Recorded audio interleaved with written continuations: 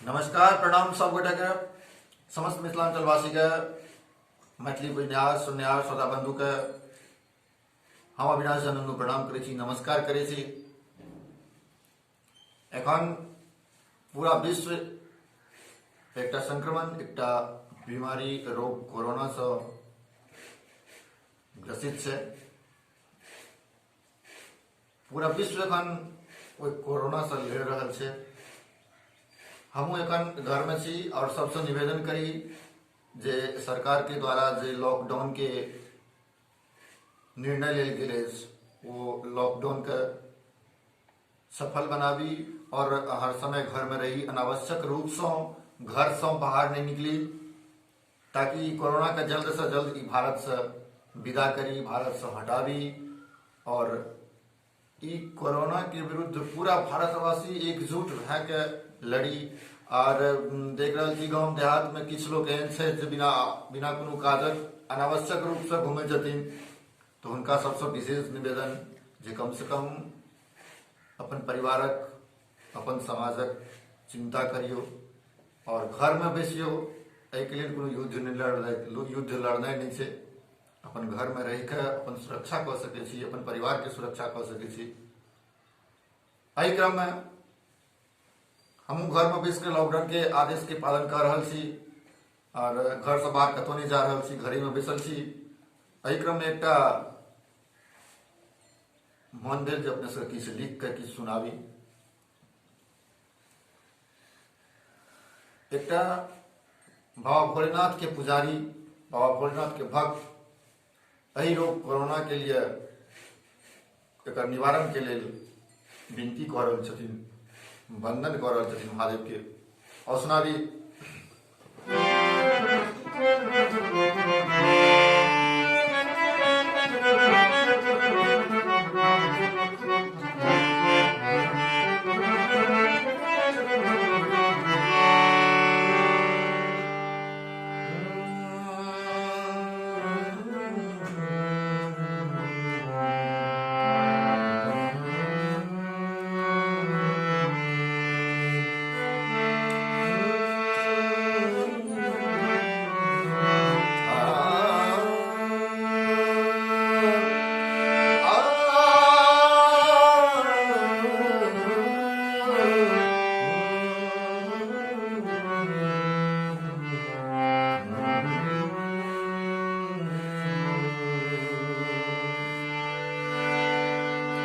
भक्त कहे छथिन महादेव से, अपन सेवक के बाबा, अपन सेवक के बाबा आस पुराबो हो।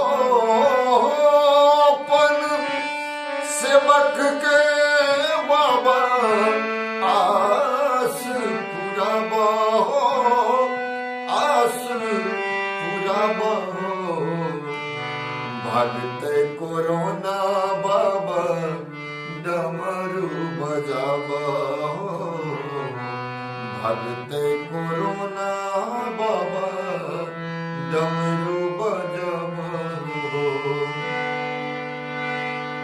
कृपा छै तोहर सब पर, कृपा छै तोहर सब पर एक बेर देखाबो। तोहर सब पर एक बेर देखाबो। भगते कोरोना बाबा डमरू बजाबो, भगते कोरोना बाबा डमरू बजाबो।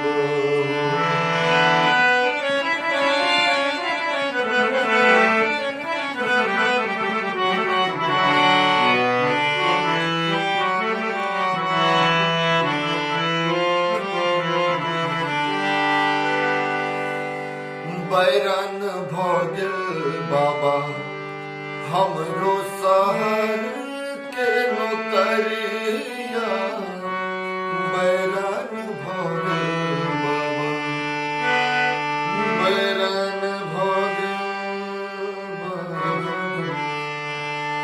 बाबा।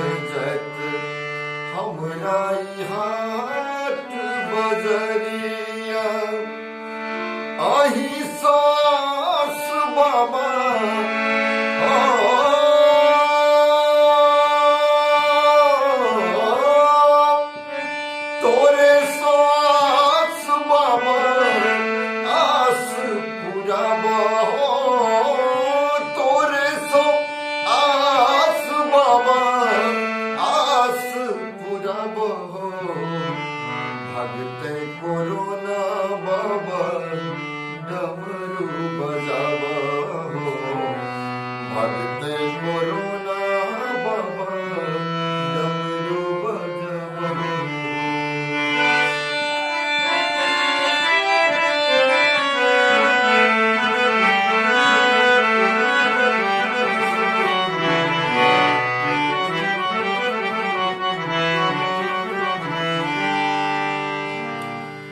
लॉकडाउन भेले बाबा कोरोना के डरे सब देश में। लॉकडाउन भेले बाबा कोरोना के डरे सब देश में। न जानी घूमे कत ई दुश्मन माँ कौन भेष में। तेसर नयन का खोला, तेसर नयन का खोला, सबका बचावा हो। तेसर नयन का खोला, सबका बचावा हो। भगते कोरोना बाबा डमरू बजावा हो। भगते कोरोना बाबा डमरू बजावा।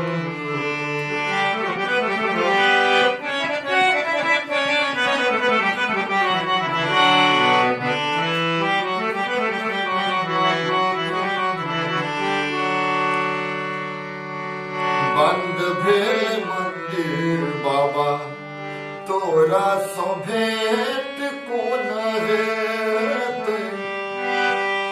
बाबा।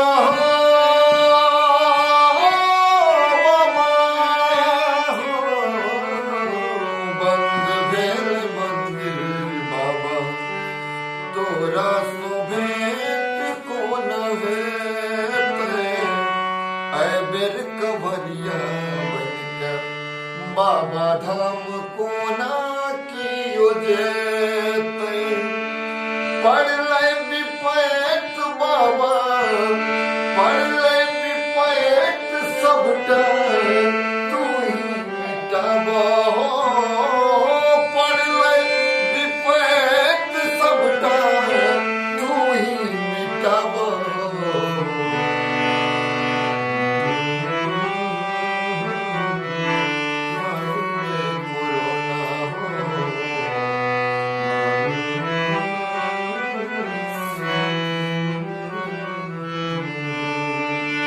अपन सेवक के बाबा, अपन सेवक के बाबा आस पुराबा हो।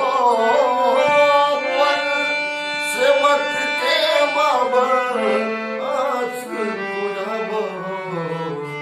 भगते कोरोना बाबा डमरू बजाबा।